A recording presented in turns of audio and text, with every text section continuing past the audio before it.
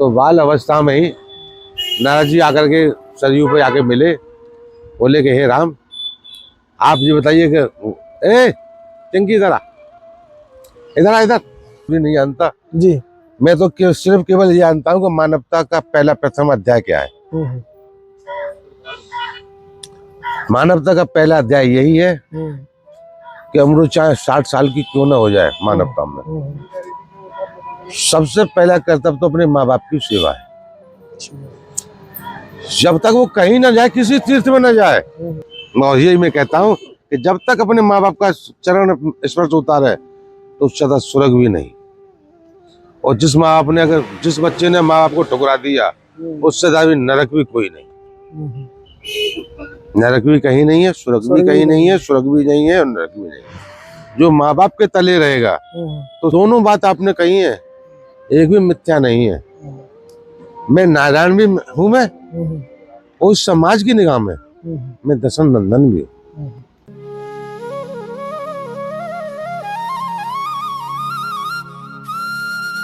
राधे राधे। आप सभी भक्तजनों का एक बार फिर स्वागत है संत यात्रा में।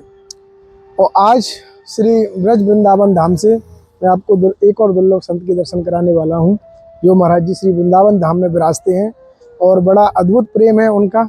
आप देखेंगे अभी कैसी उनकी वाणी है और कैसा अनूप प्रेम है उनका, स्पेशल बंदरों के साथ में जो ब्रज के बंदर हैं। आइए महाराज जी के श्री चरणों में चलते हैं, जानते हैं उनका अनुभव और उनकी वाणी। दंडोत महाराज जी। जय श्री राधे। जैसा आप सभी भक्तों को बताया था, यहाँ महाराज जी के दर्शन हुए और महाराज जी से आज्ञा ली और महाराज जी ने भी बड़ी कृपा की। यहाँ पे यहीं से वृंदावन धाम में महाराज जी विराजते हैं और कृष्ण जी की कृपा से संतों के दर्शन होते हैं। महाराज जी बड़ी कृपा की, आपने हमें समय दिया। पहले तो समय सब बंसी वाले का है, इधर राम जी का है।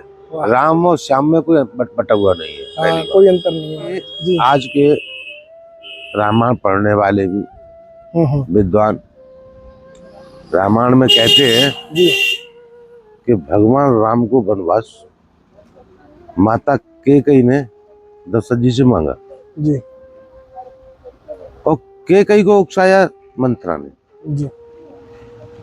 ये हमारे वक्ता शास्त्री कहते हैं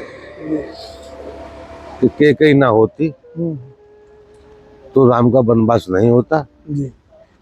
कुछ जीव ये भी कहते हैं कि अगर कैकेयी ऐसी नहीं होती तो राम को वनवास नहीं होता।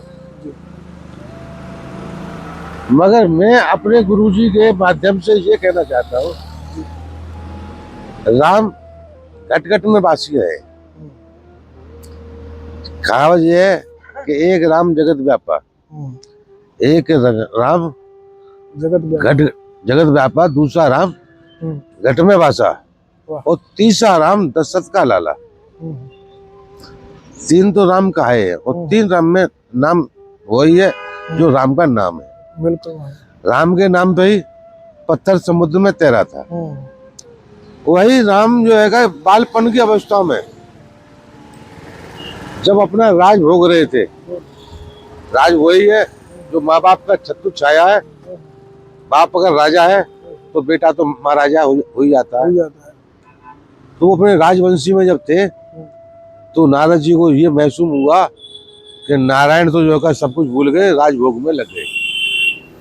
इनको याद दिलानी चाहिए कि किसके लिए आए हैं और इनको कार्य क्या करना है, संतों का उद्धार कैसे होगा, राक्षसों का नाश कैसे होगा। तो बाल अवस्था में ही नारद जी आकर के सरयू पे आके मिले, बोले कि हे राम, आप ये बताइए कि ए चिंकी इधर आ, इधर आ, इधर इधर आ, हे राम, तुम ये बताइए कि तुम दशरथ नंदन हो या नारायण हो। नारद जी ने पूछा। नारद जी ने पूछा तो राम ने बोले कि जो दोनों बात आपने कही है, एक भी मिथ्या नहीं है। मैं नारायण भी हूँ, मैं उस समाज की निगाह में मैं दशम नंदन भी हूँ। ये तो प्रभु आपको ये भी मालूम होगी आपका उद्देश्य क्या है। तो राम कहते हैं कि मेरा उद्देश्य मानवता का रखना, मानवता का ध्यान रखना, मर्यादा के अंदर रहना, और इसीलिए मैं मर्यादा पुरुषोत्तम राम बनना चाहता हूँ। उन्हें तो प्रभु यही हमारी आशा थी और यही हमारी किरण है जो आप खरे उतरेंगे। तो राम बोले कि तुमको ऐसा संदेह हुआ? कि हाँ प्रभु संदेह हुआ, भोलेनाथ ने मुझे भेजा है कि आप किस कार्य के लिए आप आए हो। तो फिर भोलेनाथ जी ने क्या कहा, वो तो हमारे इष्ट है, हमारे गुरु है, कि उनका आदेश यही है कि प्रभु आप जब मेरे त्रिलोक में आकर के आप मानवता के साथ साथ देवलोक को न भूलें। बोले ठीक है, जो आपने कहा वो मैंने समझा। मैं समय आने पर, अभी मेरी बाल अवस्था है, जब मेरी वक्त समय आएगा मैं वन में भी जाऊंगा, संतों से मिलाप करूंगा और दुष्टों का नाश भी करूंगा। उन्हें बस प्रभु हम इसीलिए आपके पास आए थे। तो नारायण तो अंतर जान हो गए। अब राम बोले कि मैंने नारद जी से मैंने कह तो दिया, बशर्त अब मेरा वन जाना होगा कैसे। माता मुझसे इतने प्रेम करती हैं कि मैं कहीं ओझल नहीं हो सकता। पिता मेरे लिए दम छोड़ने को तैयार है, तो मैं जाऊं तो जाऊं कैसे। उन्होंने माँ चारों भाई खेल रहे थे तो तीनों भाइयों को बुलाया और बुलाकर बोले हे भरत, तुम मेरे दूजे भाई हो और प्रथम तो मैं हूं। इन दोनों भाइयों को लेकर के आप महल को जाइए। माता के इंतजार कर रहे होंगे, भोजन का टाइम हो चुका। और माता अगर पूछती है मेरे माध्यम में तो कह देना कि कुछ ध्यान में है, कुछ उनका खोया हुआ उस ध्यान में है, वो थोड़ा विलम्ब चाहेंगे। तो जितना प्रेम न तो कौशल्या का था न सुमित्रा का था, केकई का सबसे ज्यादा प्यारे राम थे।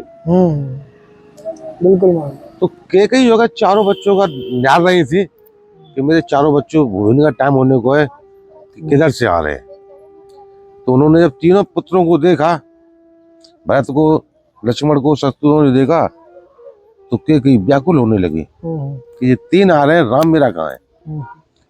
तो उतर के जब महल के दरवाजे पर आई, तुरंत बोली भरत से, हे भरत राम कहाँ है।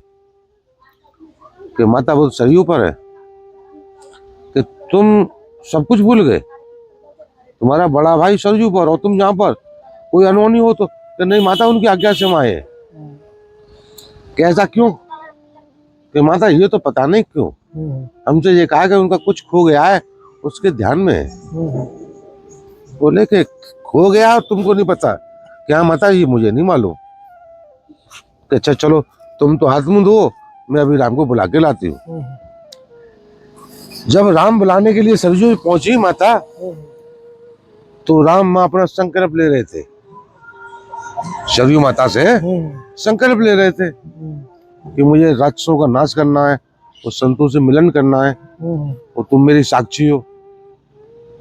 तो इतने में माता पहुंच जाती के गई कि राम तुम यहाँ अकेले और ये समुद्र, ये सरयू में आप ये क्यों बार बार जल को हाथ में ले रहे हैं और छोड़ रहे हैं। उन्हें माता कुछ कार्य ऐसे हैं जो मुझे छोड़ने पड़ रहे हैं। कि बेटा जिस टाइम तो तुम्हारा भोजन का है, क्या माता भोजन का है, मगर आज मुझे कुछ शंका है। बोले शंका? ये शंका कहाँ से आ गई बेटा? उन्हें माँ तुम मुझसे प्रेम तो करती हो मगर दिखावा करती हो। अच्छा, प्रेम तो करती हो मगर दिखावा करती हो। तुम्हारा प्यारा तो भरत है, तुम्हारा पुत्र वो है। तो माता केकई की आंखों में आंसू निकल पड़े। बोले कि हे राम, ये तूने आज क्या कह दिया? अगर तू मेरे अगर बाण मार देता इतना पीड़ा नहीं होती, मगर तूने तो बोली का बाण ऐसा चुबो दिया कि मेरा सहन नहीं हो रहा। कि माता सत्य के लिए प्रमाण की जरूरत नहीं, सत्य के लिए प्रमाण की जरूरत नहीं। बोले वो कैसे? कि माता तो तुम भरत की रहोगी, मेरे नहीं हो सकती। और ये झूठा प्रेम है। माता और के कुल मिला गई कि बेटा राम ये तुम क्या कह रहे हो? ये तुम मेरे अगर प्राण मांग के देखो, मैं हंसते हंसते अपने प्राण दे दूंगा। कि माता प्राण तो दे सकती हो, प्राण देना कोई बड़ी बात नहीं है, मगर माता बच्चन निभाना बहुत बड़ी बात है। बोले मतलब कि आप मुझसे प्रेम करती हैं कि तुम तेरे मुंह की बोली निकलने की देर होगी और मेरे कहने की देरी नहीं होगी। मैं कितना प्रेम करती हूँ ये मेरा दिल जानता है। तो उठा करके जल सरयू का उनके हाथों में रख दिया कि माता खाओ कसम कि जो मैं कहूंगा आज वो तुम मुझे दोगी, दिखावा प्रेम नहीं होगा।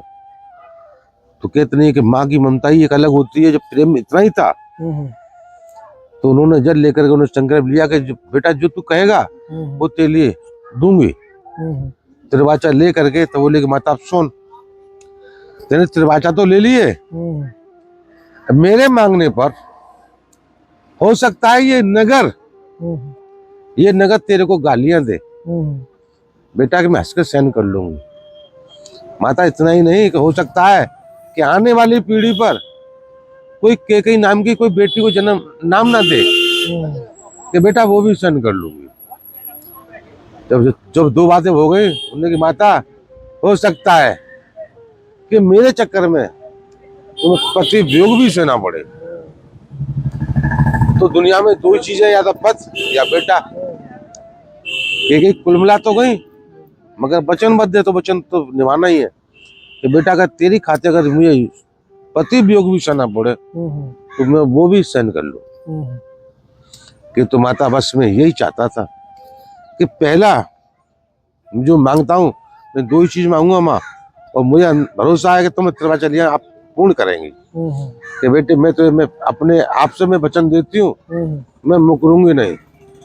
कि माता पहला तो मुझे ये दे दे कि जब समय राज का हो तो भरत को राज दे दे, जब मेरा टाइम राज का हो तो भरत को राज दे दे और मेरे को वनवास दे दे।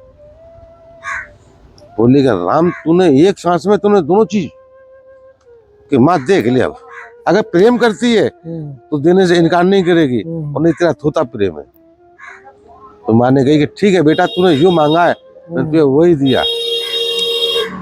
तो वो ले करके तब जा करके राम और अपना भोजन में पाया।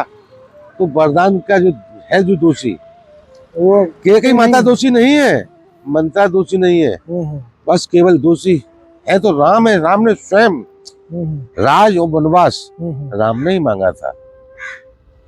कहने को ये कहते हैं कि कैकेयी दोषी है, मंत्रा दोषी है, मगर नहीं, दोषी स्वयं नारायण ने कहा था, नारायण को दिया हुआ था, नारायण नहीं लिया। ये तो मेरे गुरु जी का कहना है। आगे तो महाराज जी अब ये बताइए कि बहुत सुंदर कृपा की आपने। एक तो महाराज जी आपका बंदरों से क्या प्रेम है, ये आपके इर्द गिर्द ही जब से हैं हम आए हैं, इनसे क्या प्रेम है, आपका क्या संबंध है? महाराज जी बात इस बात की है कि ये बंदर ये इधर बंदर आते हैं तो हम इनको लट्ठ पेलते हैं। अच्छा, इधर जो बंदर आते हैं इधर हम लट्ठ पेलते हैं। क्यों? कि इनके तो माई बाप सब है। अच्छा, इन बंदरों के माई बाप सब है मगर इनका कोई माई बाप नहीं। अच्छा, ये वो बंदर है देखो, इससे छोटी उसकी गोद में लगी होगी। हाँ आओ, छोटी गोद में लगी छोटी है। गोद में। ये 15 दिन की थी। कौन सी वाली? ये वाली महाराज जी जो बड़ी वाली की गोद में लगी हुई है। हाँ हाँ हाँ हाँ। ये 15 दिन की थी तो लाइन से बंदर गुजर रहा था, बंदरी मर गई। अच्छा, लाइट से बच्चा रह गया। अब 15 दिन का बच्चा आप जानते हो कितना अबोध होता है। वो बिल्कुल छोटी। तो ये हमारा जी नाजी हमारे, इन्होंने निपल से दूध पिलाया और उससे पाला। वही उसका हाल है, वही उसका हाल है। ये तीनों जो अच्छा। बच्चे हैं तो जिस बिजली के इनकी माँ का शिकार हुआ है। अच्छा महाराज जी। तो ये बच्चे है तो इनके लिए महाराज जी ने इन्होंने पाला है। इन्हीं के साथ रहते हैं अभी। हाँ जी।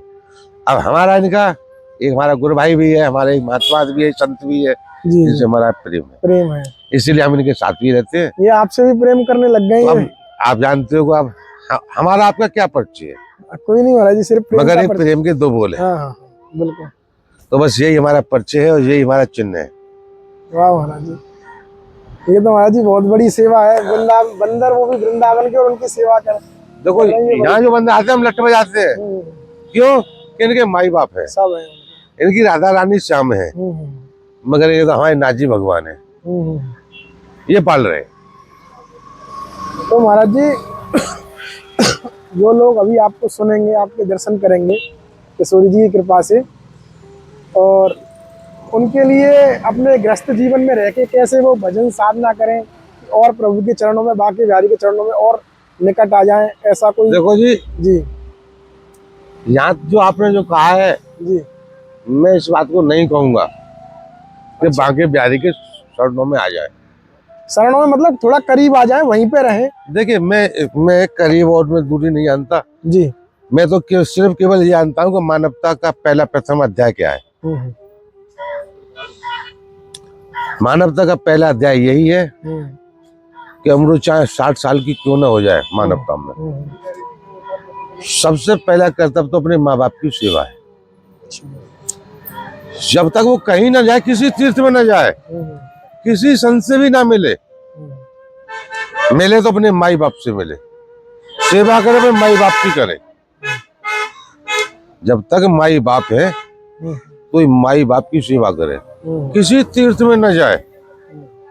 सबसे बड़ा तीर्थ जो नौजवान है जिसके माई बाप है, तो सबसे बड़ा तीर्थ माँ और बाप है। उसके बाद में उसका बड़ा भाई है। अच्छा। दूजा भाई, बड़ा भाई है, वो भगवान है। माई बाप भगवान है, माई बाप ही गुरु है, और माई बाप ही देवता है। उनसे बड़ा कोई देवता भी नहीं है। देव मैं मानता हूँ कि अब आप ये भी कहोगे कि आप भगवान के उसमें रह रहे हो और आप भगवान की आलोचना भी कर रहे हो। आप ये भी कहोगे कि भगवान के शरण में रह करके भगवान की आलोचना भी कर रहे हो। मगर उसका, हाँ, मैं मानता हूँ, मैं आलोचना कर रहा हूँ। आलोचना वो नहीं करेगा जिसने मेरे माई बाप नहीं देखे होंगे। वो तो कहेगा भगवान है, उसका जायज है। जिसने माई बाप नहीं देखे तो उसका भगवान का मानना जायज है। और जिसके माई बाप हैं तो सर्वोपरि गुरु, तुम्हें माता चपता तुम्हें माता तुम्हें पिता, तुम्हें माता चपता तुम्हें बंधु तुम्हें सगा, तुम्हें जो भी कुछ है माँ बाप है। माँ बाप का आंख मिचने के बाद में बड़ा भाई का बनता है। अगर बड़ा भाई, अगर मानते हैं कोई द्रोणाचार्य निकल आता है, तब उसके लिए घर से बाहर निकलना, तब गुरु बनाना, तब देवालय में जाना, तब उसका परम कर्तव्य। पहला कर्तव्य यही है कि माँ बाप पिता है तो उनकी सेवा है, कहीं ना जाए, ये उसका भटकना है। अगर अपने माँ बाप का भला है, अपने माँ बाप का आशीर्वाद है, तो उसे भगवान भी नहीं टाल सकता। और जब अपने माँ बाप का पूरा हो गया, पूरे जान में घूम आए, उसे कभी सफलता नहीं मिल सकती। वाह महाराज, सत्य। उसे भगवान भी नहीं रोक सकते। अगर माँ बाप के जो दिल दुखाया है तो भगवान भी माफ नहीं कर सकता। ये हमारे गुरु की वाणी है, ये हमारे गुरु की वाणी। हमारे गुरु श्री श्री 108 श्री श्री बद्री विशाल श्री श्री श्री 108 श्री श्री हृदय गिरी महाराज, वेस्ट बॉम्बे, परेल बस्ती, खम्बा नंबर 13। अच्छा, ये हमारे गुरु जी का स्थान है। तो महाराज जी, आप वृंदावन कैसे, मतलब आपने घर त्याग दिया कि भगवान ने त्यागवा दिया? नहीं, ना तो मैंने घर त्यागा। अच्छा। ना मैंने घर त्यागा, हाँ। और ना ही मैं अपने परिवार से वंचित हूँ। सन्यासी हूँ, गुरु है मेरे। मैंने अपने गुरु का नाम भी बताया। हाँ, जी जी। माँ बाप की इच्छा से, माँ बाप की इच्छा से, माँ बाप के सामने, और गुरु से भी ये वचन ले करके कि जब तक मेरे माई बाप हैं, मैं अपने पहले माँ बाप को देखूंगा, उसके बाद में आपको देखूंगा। 2020 में माई बाप शरीर पूरा करके फिर मेरे गुरु रह गए। अब गुरु के बंधन से भी हूँ और गुरु से थोड़ा आजाद भी हूँ। जो अब यहाँ गुरु नहीं है, मगर उनका आशीर्वाद तो फिर भी मेरे साथ। जी जी, वो रहता है। तो मैं भ्रमण के लिए निकल के आया हुआ हूँ। भ्रमण के लिए बेटी नहीं है, बेटे हैं दो। शादीशुदा हूँ मैं, बचपन का संत नहीं हूँ। मैं पहले भोगी हूँ, उसके बाद में योगी हूँ। पहले भोगी, उसके बाद में योगी हूँ। जी जी, तब सन्यासी लिया हुआ। घर का आना जाना, किसी का कोई कर्जा नहीं, किसी का कोई दाग नहीं।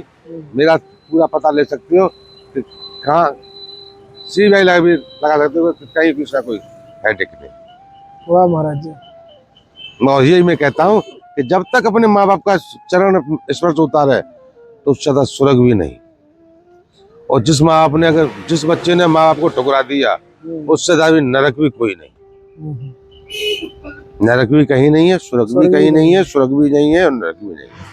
जो माँ बाप के तले रहेगा तो स्वर्ग में रहेगा, जो माँ बाप से दूर रहेगा वो नरक में रहेगा। हाँ महाराज जी, आनंद ये तो मानवता के लिए है। जी जी। और मैं आज से ज्यादा और कुछ नहीं कहूंगा। ठीक है महाराज जी, बहुत अद्भुत प्रेम है महाराज जी आपका। तो आप सभी, सब गुरु कृपा है। हाँ, तो आप सभी भक्तों ने देखा, महाराज जी के यहाँ दर्शन हुए, महाराज जी ने बड़ी कृपा की और बहुत ही अद्भुत और गूढ़ बातें महाराज जी ने बहुत सरल तरीके से आप सभी भक्तों को बताई। श्री वृंदावन धाम में महाराज जी यहाँ भ्रमण पे आए हुए थे और ऐसे ही संतों के दर्शन होते हैं ब्रज धाम में, इसीलिए ब्रज श्रेष्ठ है। हम भी मिलते हैं ऐसे ही दुर्लभ संत दर्शन के साथ सिर्फ संत यात्रा पर। तब तक के लिए जय श्री राधे। ठीक है महाराज, धन्यवाद। क्या हो?